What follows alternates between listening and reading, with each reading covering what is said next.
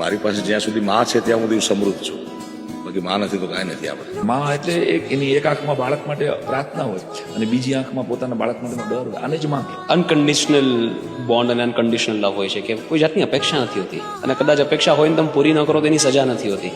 કારણ કે એકમાત્ર સંબંધ એવો છે માં કે જેને દુનિયામાં તમારી પાસેથી પ્રેમ સિવાય કાંઈ જોઈતું નથી, એ માં છે. I and my mom can understand each other without saying a word. એ જ્યારે સ્માઇલ કરે ને આમ મને ઈટ શબ્દ ભાવે કે માથા ઉપર હાથ મૂકે, that is my satisfaction. Even પ્રાણી જગતમાં બિલકુલ. એને એના બાળકો પાસેથી કોઈ એક્સપેક્ટેશન નથી. બાળકો મોટા થઈને જતા રહેવાના છે, પણ છતાં એની રક્ષા કરવા માટે પોતાનો જીવ આપી દેવા માટે એક માં જ રેડી થઈ શકે. એટલે એવો નિસ્વાર્થ પ્રેમી કુદરતે ખાલી મામાં જ નાખ્યો છે મને લાગે છે. કે મારે ને મમ્મીને કોઈ દિવસ લાંબી ચર્ચા ના થાય, ન કરવી પડે. મારે ને પપ્પાને કલાકો બેસવાનું, પણ મમ્મી જોડે ઇટ ઇઝ જસ્ટ સમટાઈમ હું બેઠો છું અને બિટવીન થોટ્સ અને આમ ટક લઈને ચાઈ જશે, કારણ કે એને ખબર છે કે this is what I want. હા.